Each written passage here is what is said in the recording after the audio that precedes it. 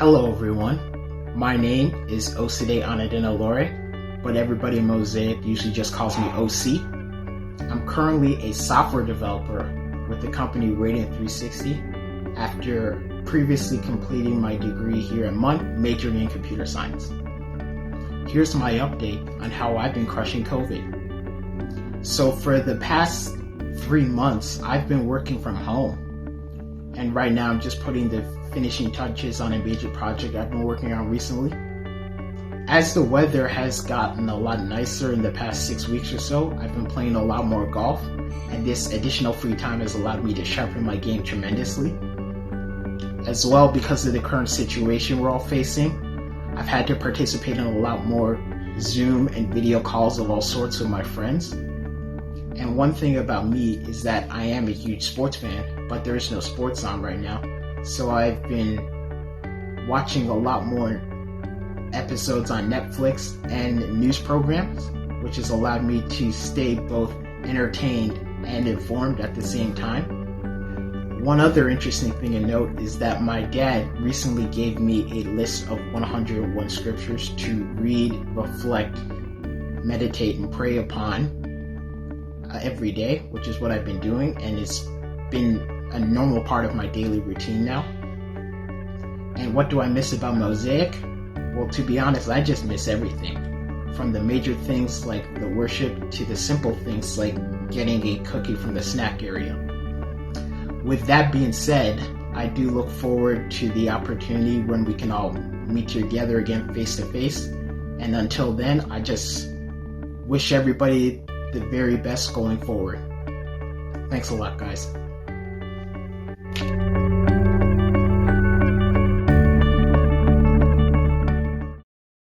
Hey Mosaic, Steve and Rebecca here. Thank you so much for joining us and taking time out of your Sunday night to be with us here for Mosaic at Home. We are so happy to have you. We hope that you had a great week. We hope you got outside this week, took advantage of the amazing weather that we were having. I know we sure did. We spent a lot of nights out on the patio just really enjoying the sunshine, and it was amazing. So we hope you had a great week. Again, thank you for joining us. A couple announcements coming your way right now before we continue on in our service tonight. Just some things that we would love to remind you of as we start a new week together. So the first thing is our weekly study group is still happening this coming Thursday at 7:30 p.m. If you are still in study mode, or maybe you're working from home and you're just looking for some accountability or some company while you work or while you study, this is a great way to do that. So sign up at bit.ly/MCC study group. We will send you the Zoom link for that, and hop on with us and join us on Thursday night at 7:30 p.m. As always, if you're looking for a way to give, there is an option to do so through e-transfer to mosaiccampuschurch@gmail.com. So please take advantage of that opportunity if that is something that you feel led to. And as always, thank you so much, Mosaic, for your generous giving. Yeah. Did you guys know that there are so many ways to view and to listen to our weekly content if you can't join us here on Sunday nights? So if you or somebody that you know can't actually be with us here on Sunday nights, there's so many ways to stay updated and connected. So like our Facebook page, subscribe to our YouTube channel. Both of those are Mosaic Campus Church. And either of those options, you can actually view our Mosaic at Home streams throughout the week. But we're actually also now part of the podcast world, which is awesome. So basically anywhere that you can get your podcasts, a couple of those being Apple Podcasts, Spotify, but I believe anywhere else that you would access podcasts, you can subscribe to our podcast channel, Mosaic Campus Church. So make sure that you go ahead and do that. If you are somebody like Steve who loves podcasts, you love the audio version of the content, maybe while you're driving to the cabin or you're working out, whatever that is, please go ahead and subscribe to our podcast channel, Mosaic Campus Church, to stay connected with us in that way. Make sure you give us a 5-star rating. Yes, we love the 5-star rating. Absolutely. And as always, immediately following tonight's stream, we are hosting our Mosaic After Party Zoom chats Great way to spend some time together in community, chat through some of the content that you heard. So make sure that you sign up for that. This is actually our last one before the summer semester begins. So we would love to see as many of you as possible at this one tonight. Since this is the last one, we're hitting pause on this for a little while to give you a bit of a break on Sunday nights. So make sure that you sign up. Go ahead, do that even right now, bit.ly/MCC afterparty, and we will see you there. Awesome. And something else we want to let you know about is this Sunday night actually is our last Sunday night looking at this series that we've been doing, What a Time to Be Alive. And it's crazy to think that we're already to the end of it. But next week we'll be starting a new series where each week we'll be looking at a different psalm. And so this should be a great thing to do in the summer where everybody's a little more relaxed. This is just some nice content to take in. It'll be encouraging and thoughtful as well, and some heavy thinking things as well. But this should be a great series this summer that we'll do together. We'll keep doing it on Sunday nights during our Mosaic at Home stream as well. You can check that out on the podcast channel. They'll be uploaded each week, like Rebecca said. So make sure you keep joining us. If you're someone who you've expanded your bubble with some friends at Mosaic or maybe some friends in your school or neighborhood, we encourage you to get together and take in these Mosaic at Homes on Sunday nights with that extended bubble. So make sure you join us in that way. But obviously, they have to be people in your bubble. Just make sure that's you're following that rule. But we would love for you to have these little kind of watch parties together on Sunday nights or maybe sometime during the week, and take that in together. So make sure you join us. Keep joining us for the next few weeks for sure. We'll be online and doing this series on Psalms for the summer. So, and the other thing as well is some of you maybe have heard this week that the restrictions around church service gatherings kind of got lifted a little bit. Churches are allowed to have services with 50 people. There's some restrictions in place on like sanitization and some admin requirements around that. And so you might be wondering, what does that mean for Mosaic? We're really trying to take our time with our decision making in this. We want to be really safe, make sure that we're adhering to the regulations that are given to us by the denomination that we're a part of as well. We have an awesome relationship with MUN, and we want to make sure that we're keeping them in mind in any decisions that we make. And so we're trying to do this in the slowest but safest possible way. But we know that everybody's dying to get together and be physically together, interact and all that. So we're keeping that in mind too. So we're thinking for the probably the rest of the summer, we'll do Mosaic at Home online on Sunday nights and all of our online platforms. Our Wednesday night gatherings, we're going to take a little bit of a step back. We're just going to do them every other week. With our games nights and Netflix parties and the things we've been doing on Instagram as well. And so either way, we will be doing something throughout the summer, but we'll probably be waiting before we start to do something as a physical gathering before the fall. We're going to meet as a lead team this next week, chat through what our options are. Again, consider what the MUN has for restrictions, and even if they'll let us rent the breezeway and all that. So there's a lot of factors in play, but the biggest thing is we want to be safe and smart in making this decision. So if you have any questions about this, you want to have a conversation about it, please feel free to reach out to us. We would love to chat with you about that and answer any questions you have. But that's kind of where we are in that whole, all that information that was released this week on church gatherings. So again, please reach out if you have any questions. We have an awesome stream coming up. We're ending off this series, like we said, and we have great worship from Courtney and Hannah. So make sure you stick around for the whole stream and have an awesome night. Hi Mosaic, thanks for tuning in tonight. We're so excited to worship with you. If you don't know me, my name is Courtney, and this is my cousin, roommate, friend, Hannah, and she's kind enough to help me out this evening. So we're just going to sing a couple of songs, sing along with us, worship wherever you are, whether in your room, you're in your living room, you're with your friends, in your bubble, whatever, wherever you are, just take a moment, let's quiet our hearts and let's just worship. Let's sing with us.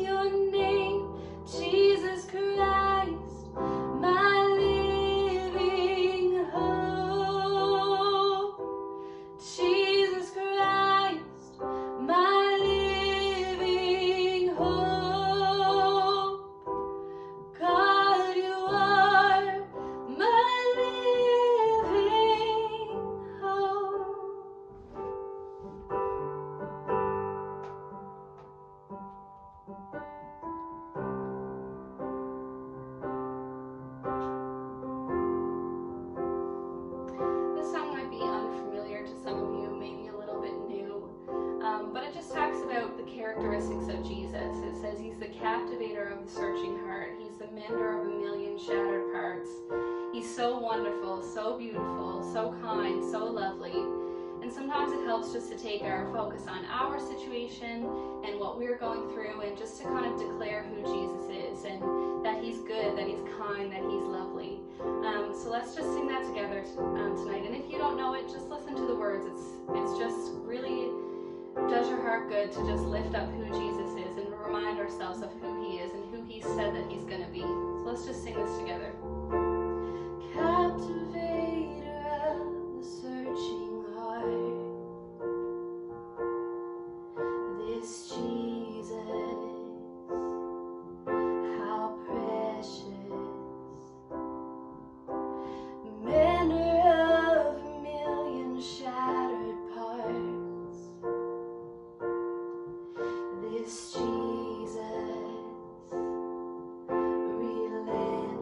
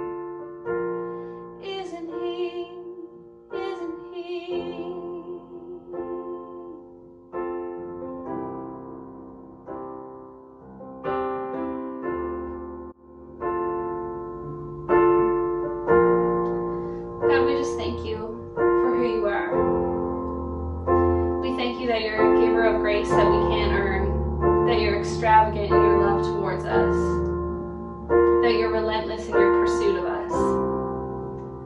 So we just give you all the praise. We give you all the honor for who you are. We declare that you're good, that you're kind, that you're lovely. We just thank you for your presence. We thank you for your love. Amen.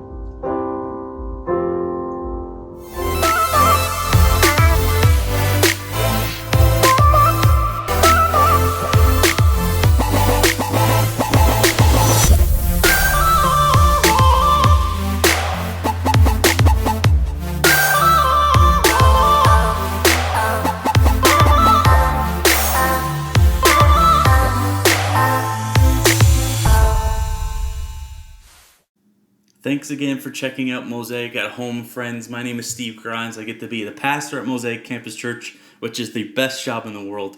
Thanks for joining us, especially for those who have been with us over these past few months. You've been with us every Sunday night during our stream on Facebook or on YouTube. You've joined us in after-party Zoom chats. You've been a part of the Wednesday night social gatherings. There's just been so much that we've done, and it's all in front of a screen. And for many of us, we're just tired of being in front of a screen. But many of you, you've stuck with us. You've learned from the talks that we've had, the conversations we've had. You've been there for the connection points as a family. And so we really appreciate for so many of you to be a part of the family in this weird and strange way. And it's hard to believe after 10 weeks, we are finishing up our series called What a Time to Be Alive, where we've had some amazing conversations from a variety of topics that affect our lives personally and as a church. And we've had some great conversations, and then within those, we've had these conversations about the topic of the in-between. And so tonight we're given that third part of this topic that we've had. And so the first time that we talked about the in-between, we looked at the change that causes the in-between in our lives. And we all live or we experience these in-between moments where in our lives where maybe we graduated university and we're looking for a job, or maybe pursuing more education, and we spend this kind of limbo period of either figuring out what we're going to do next or waiting for what next is. And so we spend these kind of in-between moments. And so we talked about the change that happens, and everybody hates change in life for the most part. You know, we get comfortable, we have a routine, and then sometimes some life experience causes a change to cause all those things to be changed, and we don't like that. And so we looked at the change that causes our in-between and how important it is to trust God when we experience that change. And then the second part, we looked at the experience of the in-between itself and how often we hate that experience because oftentimes we're sat waiting for an answer or waiting for the what's next, and we have lots of questions and there's so much unknown, and we really don't enjoy the experience of the in-between. But we talked about how there's a lot of rewarding things out of the experience of the in-between. We experience character growth that helps us in life going forward. And these are great things for us to wrestle with. And we talked about how the practice of prayer is so important during that experience, to take our concerns, our worries, our stress to God and ask for help. And so tonight, we are finishing off this in-between series talk, asking the question, did we learn anything? Did we learn anything? And tonight we're looking at Moses again, who is an Israelite raised in the Egyptian kingdom, in case you haven't been with us the past few weeks. And as an Israelite raised in this kingdom, this Egyptian kingdom, he grieved over the slavery that the Israelites were in, to the point where he actually kills an Egyptian and has to flee for his life. And he then begins this in-between moment in his own life, and God asks Moses to help him bring the Israeli people out of slavery from Egypt. And he does many signs and wonders and crazy miracles that help these Israelites become free. And tonight we're picking up in a passage in a book called Deuteronomy. We're looking at chapter 34. If you have a Bible or Bible app, you can turn to that. We'll have it on the screen as well. But we're looking at the end of Moses' life, and he goes on top of this mountain where he meets God and has this interaction with God. So Deuteronomy 34, and we're picking up at verse 4. It says, "And the Lord said to him, 'This is the land of which I swore to Abraham, to Isaac, and to Jacob. I will give it to your offspring. I have let you see it with your own eyes, but you shall not go over there. And then we go on to read that after 120 years, Moses passes away on top of that mountain. And the Israelites grieve over the death of Moses, but end up being given a new leader in this man named Joshua. And then it picks up in verse 10, where we kind of get this whole description of who Moses was as a follower of God. It says, and there has not arisen a prophet since in Israel like Moses, whom the Lord knew face to face, none like him for all the signs and the wonders that the Lord sent him to do in the land of Egypt, to Pharaoh and to all his servants and to all his land, and for all the mighty power and all the great deeds of terror that Moses did in the sight of all Israel. So our passage in Deuteronomy is at the end of Moses' life. He goes on top of this mountain where he meets God, and while there, God has him look over all these places that he can see from the vantage point that they're at. And all the places that Moses can see are part of what's known as the Promised Land. Now, we've talked about this before in these in-between talks, but the Promised Land was basically way back, almost in the beginning of time.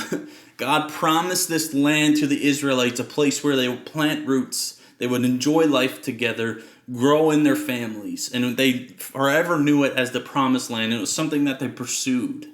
And Moses, the whole thing about bringing them out of Egypt was so that he could lead them to this Promised Land. And they went through this massive journey, a long time, trying to get to this Promised Land. And so Moses is on top of this mountain, and he sees all these places that were within this Promised Land. And now right away you might think, oh, they finally made it. But then God looks at him and says, you will see the Promised Land with your eyes, but you will never go there. Now, if that were me, I'd be like, are you serious right now, God? Like, have you seen what I have gone through? Everything that I did was to get to this place and was for you. And you're saying that I will see it, but will never be there physically. Like, what kind of torture is that? Next, we read that at 120 years old, Moses passes away. And his successor, Joshua, is now in charge of leading the Israelite people. But at the end of the passage, we see Moses get this GOAT status, the greatest of all time. It says, and there has not arisen a prophet since in Israel like Moses, whom the Lord knew face to face, none like him for all the signs and wonders that the Lord sent him to do in the land of Egypt, to Pharaoh and to all his servants and to all his land. And for all the mighty power and all the great deeds of terror that Moses did in the sight of Israel. That's pretty high honor. He's considered the only prophet ever to exist like him, the only one to do the signs and wonders like he did, and the only one with the power that he had. That's the greatest of all time status to me. Moses is for sure the GOAT here. Now, when reading this piece of Moses' life, I thought the description of Moses was awesome at the end. I thought a lot about how I'd react being told by God that you will see the Promised Land but never go there, and how upset I would be. But there's a part not explicit within the passage that I just couldn't take my mind off of, which caused me to go a different direction even in ending off this in-between series. I've been fixated on Moses just standing on the top of the mountain. God's presence with him at the end of his life. And I was fixated on wondering, what was Moses thinking? Before knew he wouldn't reach the Promised Land. He's just standing on the top of that mountain near the end of his life with God. And what was he thinking? The little that I know of Moses through Scripture led me down this path of, I wonder if he thought about what he learned. Moses had this wild journey that we've looked at in some ways through this series, and there's so much more that we can read about. But did he think about how far he's come? As this shy man in the beginning, where God asks him to bring the Israelites out of Egypt, and he's worried about not having the right words to say, to now being this person who has led them out and led them through some crazy journeys and is an amazing spokesperson. how far he's come and what he's capable of doing through God, causing so many signs and wonders to lead the people out of Egypt. How far he's come in his trust with God, where he was constantly doubting God in the beginning. But God ends up using him for great things, and he changes to this person who wholeheartedly trusted God. Did he learn about the people and how difficult it can be to lead a group of people?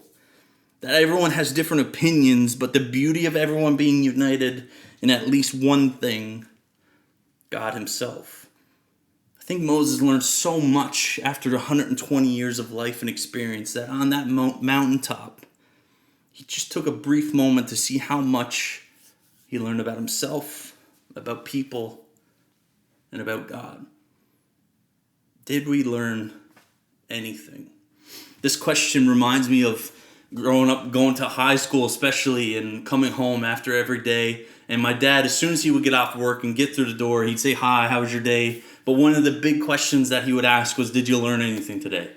And me and my brother would scramble to come up with something, because if you said, "No, I didn't learn anything," it wasn't the teacher's fault and they didn't teach you anything. It was your fault then you didn't pay attention. And so you'd scramble with an answer. But this question has become so important in my life that after I go through certain experiences, I ask, did I learn anything in that? Because when we get those answers, we learn of how we've grown or where we need to grow. And we learn of things that in the next experience that we face, we know we're strong enough because we learned this thing in this experience in our past. It's such a key question for the life of a believer. And I think in terms of the way we're all living now, things have reopened.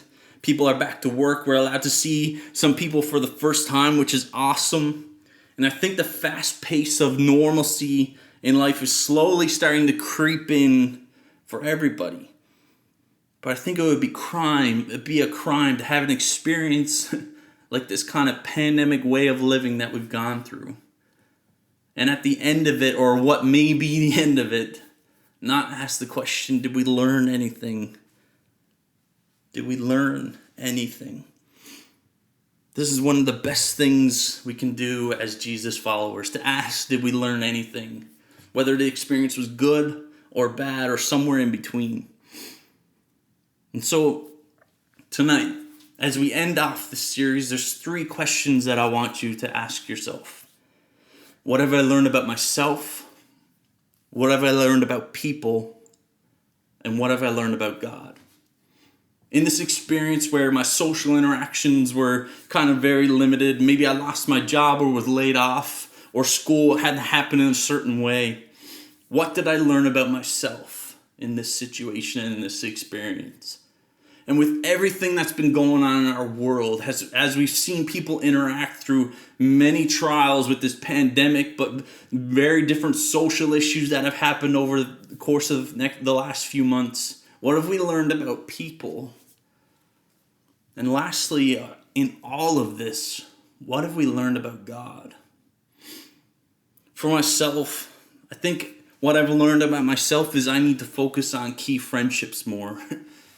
One of the biggest blessings that I've had in this pandemic way of living is every Thursday morning I've taken the time to sit down on Zoom with my best friend and just have like an hour, sometimes 2-hour conversation, getting caught up, asking questions about each other, learning and growing from each other. And that's something that I didn't do before all these restrictions were in place. And so that's one thing I've learned about myself. I need to focus on key friendships more. And I also learned that rest is okay and necessary. And I also learned that I need to be a better neighbor. Now, I realized I didn't know any of the neighbors that I live around except for my in-laws who live next door. And I could be a better neighbor to the people that are around me. And that's something I'm still working on. What I've learned about people is that the kingdom of God is so needed in this world to bring healing. And I've also learned that people can find commonality in love for others. It's one of the best recipes. And what did I learn about God? His provision, that he's capable, or what he's capable of in the strangest of circumstances. And I also learned that I still have a lot to learn about God. And these are things that I'm going to take with me in whatever the next is, as restrictions kind of ease up and life kind of gets back to normal a little bit. And so for you tonight, I want you to ask the questions. You can join us in the after party Zoom chats. We're going to look at these questions together. What did I learn about myself? What did I learn about people? And what did I learn about God? Or maybe if you can't join that, do that with a friend over FaceTime, or maybe they're a part of your bubble and you can do that together. But I think in this time that we're in, as we're still in this bit of a limbo period, but we can see life after all of these restrictions, it would be a crime for us as individuals, for us as the church, to not say, did we learn anything? I know the interactions that I've had with many of you, I can see so clearly that many of you have grown in crazy ways through this whole experience. Your trust in God, your reliance on Him, and belief that He can provide for you. Many of you have grown in crazy ways through this experience. But I want you to learn that for yourself by asking the question, did we learn anything? Let's pray. God, I thank you yet again for these opportunities that we have. God, to dig into your word. God, to learn about ourselves, to learn about you. And God, just to be connected in this way as a church family. And God, as we end this series, looking at the in-between, Lord, I pray that there's been something that each one of us can take away in our journeys with you. And God, for those who are maybe watching this on a Sunday night, maybe they're taking it in on a different day or listening to it on a podcast, I pray that whatever life situation that they've come out of, that they would ask, what did they learn about themselves, about people, and about you? God, we love you. We believe in you. And we're believing in big things for the church of Mosaic Campus Church. And so, God, give us dreams, creativity, vision for what you would have.